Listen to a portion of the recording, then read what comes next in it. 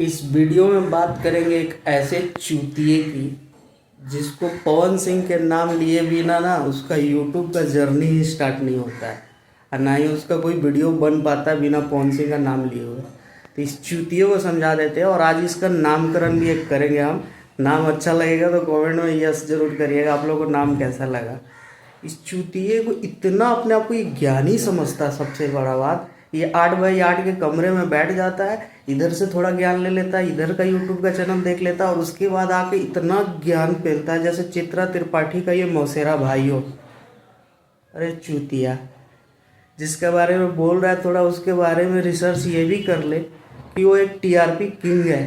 Power star ऐसे नाम नहीं पड़ा है, तेरे जैसे घर में बैठ के पावर स्टार नाम नहीं पड़ा है। वो बंदा बचपन से मेहनत करके आज वहाँ तक पहुँचे है। तुझे क्या है, तुझे तो यूट्यूब पे आके कुछ भी बक देना है उनके खिलाफ। साले चूतिया, अगर 6 महीना उनके खिलाफ वीडियो बनाना तू छोड़ देगा ना उनका नाम लिए बिना, तो तू कहाँ गायब हो जाएगा मार्केट से, तुझे पता भी नहीं चलेगा। तो उस चूतिया का नामकरण है, उस चूतिया का नाम है झाटन सिंह सुटुक।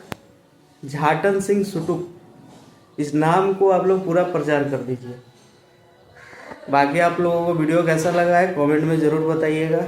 नमस्कार, जय भोजपुरी।